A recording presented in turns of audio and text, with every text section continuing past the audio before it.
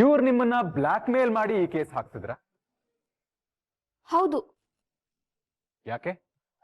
ಅದೇ ವಿಕ್ಕಿ ಹತ್ರ ದುಡ್ಡು ಇಸ್ಕೊಳಕ್ಕೆ.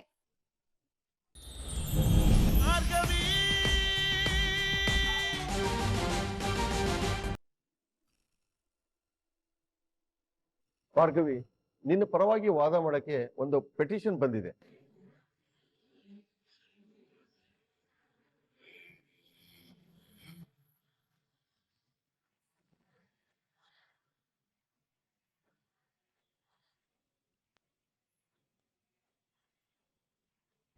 ನಾನು ಕೇಳಿದವ್ರು ಎಲ್ಲರೂ ಆಗಲ್ಲ ಆಗಲ್ಲ ಅಂದಿದ್ರಲ್ಲ, ಈಗ ಯಾರಪ್ಪ ಬಂದ್ರು ಪುಣ್ಯಾತ್ಮರು? ಸರ್, ನಿಮ್ಮನ್ನು ಎದುರಾಕೊಳ್ಳೋದೇ ಆ ಧ್ಯಾನ ಮಗನ ಬಂದಿದೆ ಸರ್. ವಕಾಲತ್ತ? ಯೋನವನ ಯಾರು ಯಾರು ನನ್ನ ಪರ ವಕಾಲತ್ ಹಾಕಿರೋದು?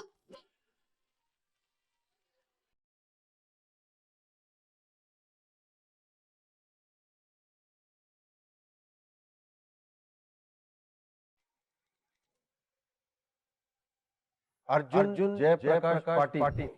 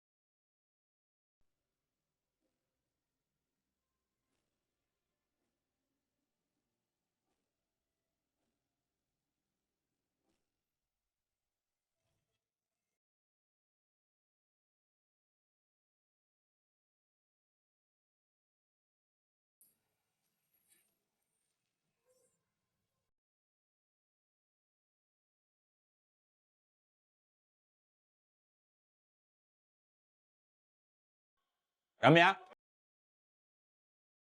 ರಮ್ಯಾ,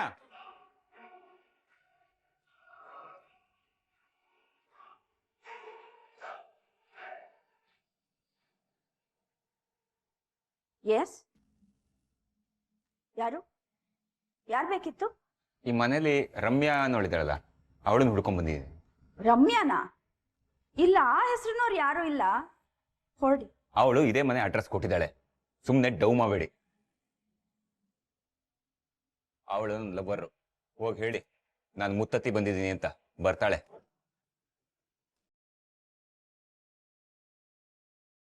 ರಮ್ಯಾ, ರಮ್ಯಾ, ರಮ್ಯಾ ಡಾರ್ಲಿಂಗ್.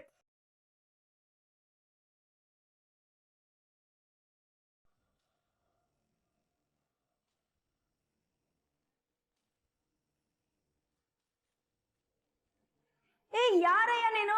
ರಮ್ಯಾನೂ ಇಲ್ಲ, ಯಾರು ಇಲ್ಲ, ಸುಮ್ನೆ ಹೋಗಯ್ಯ. ಚಿಕ್ಕತೆ, ಇವರು ನನ್ನ ಫ್ರೆಂಡ್ ಗಂಡ. ಮೋಸ್ಟ್ಲಿ ನನ್ನನ್ನು ಮಾತಾಡ್ಸಕ್ಕೆ ಬಂದಿದ್ದಾರೆ ಅನ್ಸುತ್ತೆ.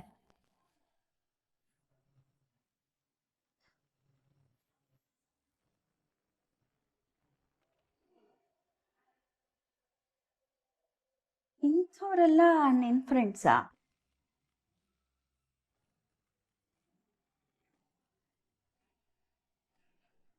ರಮ್ಯಾ ಇಲ್ಲಿ ಬಂದಿಲ್ಲ, ಅವಳು ಎಲ್ಲಿದ್ದಾಳೆ ಅಂತ ನನಗೆ ಗೊತ್ತು. ಹೇಳ್ತೀನಿ ಬನ್ನಿ. ಫ್ರೆಂಡು ಅಂತ್ಯಾ? ಆಚೆ ಕಡೆ ಯಾಕೆ ಮಾತಾಡ್ಬೇಕು? ಒಳಗಡೆನೆ ಕೂರ್ಸ್ ಮಾತಾಡ್ಸು. ಇಲ್ಲ ಚಿಕ್ಕತೆ, ಅವರು ಅರ್ಜೆಂಟಲ್ಲಿ ಇದ್ದಾರೆ, ಹಂಗೆ ಮಾತಾಡ್ಸಿ ಹಂಗೆ ಕಳಿಸ್ಬಿಡ್ತೀನಿ.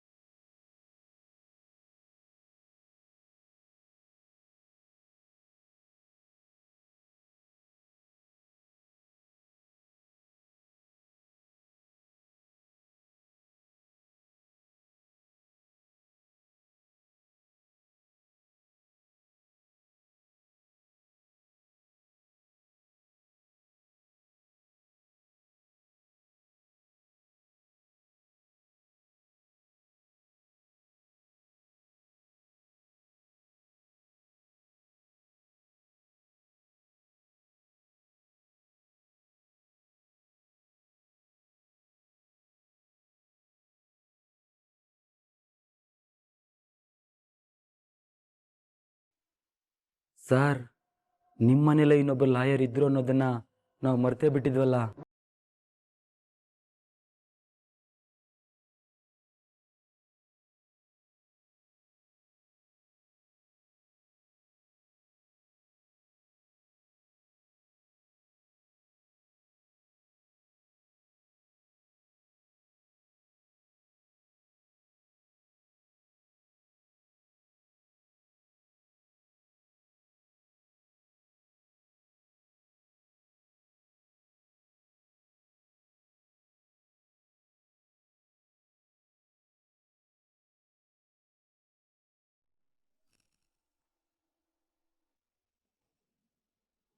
ಯಾಕೆ ಹೆದರ್ಕೋತಿದ್ದೀರಾ? ಆರಾಮಾಗಿರಿ.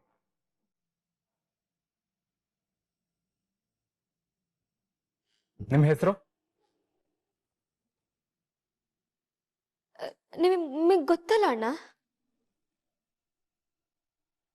ಪರವಾಗಿಲ್ಲ, ಇನ್ನೊಂದ್ಸಲ ಹೇಳಿ.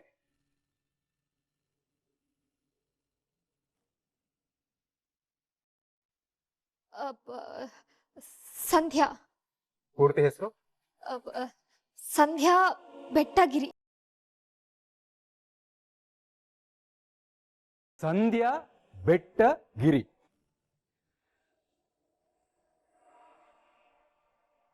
ಬೆಟ್ಟಗಿರಿನ ಅಥವಾ ಬೆಟ್ಟಗೇರಿನ?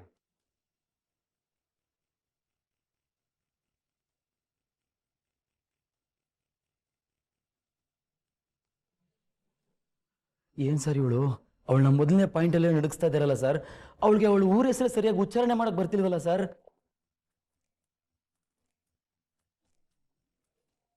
ಹೇಳಿ Sandhya. Bettagiri sir. Please note this point your honour. Sandhya ಅವರು ಚಿಕ್ಕ ವಯಸ್ಸಿಂದ ಬೆಳೆದ ಊರನ್ನ ಹೆಂಗೆ ಉಚ್ಚಾರಣೆ ಮಾಡಬೇಕು ಅನ್ನೋದನ್ನೇ ಮರ್ತು ಬಿಟ್ಟಿದ್ದಾರೆ. ಸಂಧ್ಯಾ ಅವರ ಊರಿನ ಹೆಸರು ಬೆಟ್ಟಗೇರಿ.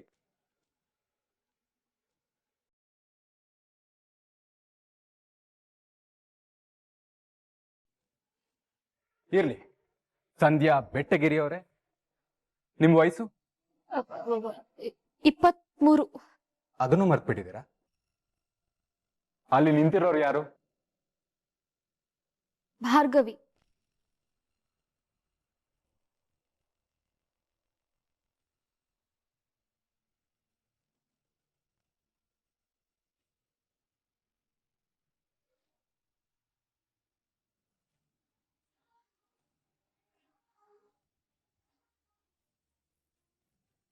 ಸರಿ, ಇವ್ರು ನಿಮ್ಮನ್ನ ಬ್ಲಾಕ್ ಮೇಲ್ ಮಾಡಿ ಈ ಕೇಸ್ ಹಾಕ್ಸಿದ್ರ? ಹೌದು. ಯಾಕೆ? ಅದೇ ವಿಕ್ಕಿ ಹತ್ರ ದುಡ್ಡಿಸ್ಕೊಳಕ್ಕೆ.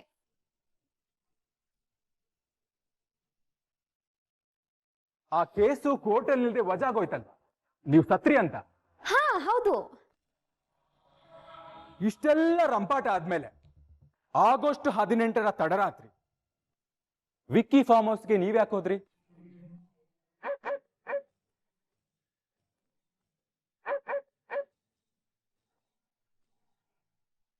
ನನಗೆ ರಕ್ಷಣೆ ಕೊಡಿ ಅಂತ ಕೇಳಕ್ ಹೋಗಿದ್ದೆ. Please note this point your honour.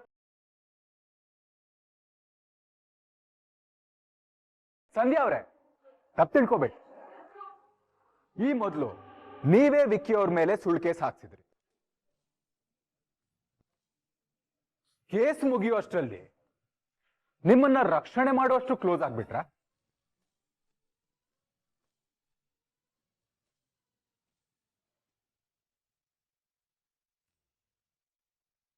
ಅಲ್ಲ, ಯಾಕೆ ಕೇಳ್ತಿದ್ದೀನಿ ಅಂತಂದ್ರೆ, ಕೇಸ್ ಮುಗಿಯುವಷ್ಟರಲ್ಲಿ ಅವ್ರ ಕಡೆಯಿಂದ ತಪ್ಪಿಲ್ಲ ಅಂತಂದ್ರೆ ಮಾನನಷ್ಟ ಮೊಕದ್ದಮೆ ಹಾಕೋದ್ರ ಬದಲು ನಿಮಗ್ ಸಪೋರ್ಟ್ ಮಾಡ್ತೀನಿ ಅಂದ್ರಲ್ಲ, ಅವ್ರ ದೊಡ್ಡತನದ ಬಗ್ಗೆ ಕೇಳಿ ತುಂಬಾ ಆಶ್ಚರ್ಯ ಆಯ್ತು.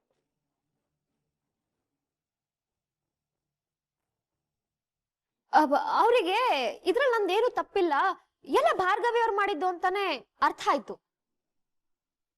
ಅದಕ್ಕೆ ಪಾಪ ಅವ್ರು ನನಗೆ ರಕ್ಷಣೆ ಕೊಡ್ತೀನಿ ಅಂತ ಅಂದ್ರು.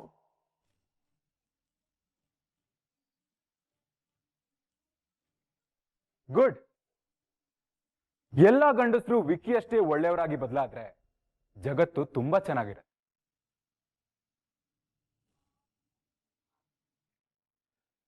ಆದ್ರೂ ಒಂದು ಡೌಟ್ ಇದೆ ಸಂಧ್ಯಾ ಅವ್ರೆ. ಅವತ್ತಿನ್ನೂ ಕೋರ್ಟಲ್ಲಿ ತೀರ್ಪು ಬಂದಿರ್ಲಿಲ್ಲ. ತಪ್ಪು ನಿಮ್ಮದ ಅಥವಾ ವಿಕ್ಕಿ ಅವ್ರದ ಅಂತ ನಿರ್ಧಾರನೂ ಆಗಿರ್ಲಿಲ್ಲ. ಅದೇ ಟೆನ್ಷನ್ ಅಲ್ಲಿ ವಿಕ್ಕಿ ಅವರು ಅವರ ಫ್ರೆಂಡ್ಸ್ ಜೊತೆ ಮದ್ಯಪಾನ ಮಾಡ್ತಿದ್ರು ಅಂತ ನಮ್ಮ JP ಸರ್ ಹೇಳಿದ.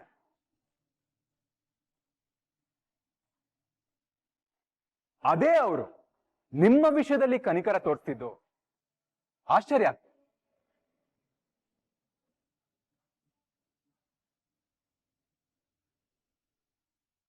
ಸರಿಯಮ್ಮ, ನಿಮ್ಮ ಮಾತನ್ನ ನಂಬ್ತೀನಿ.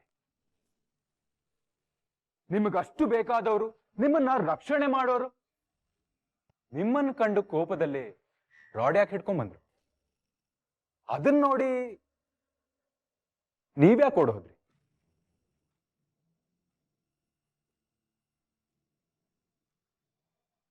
ಓ ಎಸ್, ಆ ಎಲ್ಲಾ ಪ್ಲಾನಿಂಗ್ ಅನ್ನ ಭಾರ್ಗವಿ ಅವರೇ ಮಾಡಿದ್ರು ಅಲ್ವಾ? ಹೌದು.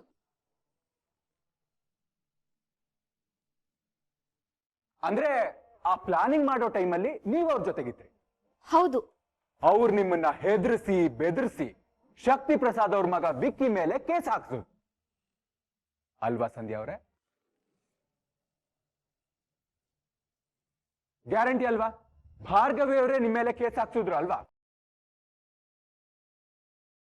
ಹೌದು. Please note this point your honour. Sir, Sandhya ಮೇಡಮ್ನ ಕನ್ಫ್ಯೂಸ್ ಮಾಡ್ತಾ ಇದ್ದಾರೆ ಅನಿಸ್ತಿದೆ ಸರ್. ನನ್ ಕನ್ಫ್ಯೂಷನ್ ಏನಂದ್ರೆ, ನೀವು ಸತ್ರಿ ಅಂತ ಒಂದು ಡೆಡ್ ಬಾಡಿ ಸಿಕ್ತು, ಅದು ನಿಮ್ಮ ಹತ್ರ ಭಾರ್ಗವಿ ಅವರು ಆಡ್ಸಿದ ನಾಟಕ ಅಲ್ವಾ? ಆ ಡೆಡ್ ಬಾಡಿ ನೀವಲ್ಲ ಅಂತ ಅಂದ್ಮೇಲೆ ಮತ್ತಿನ್ಯಾರ್ದು?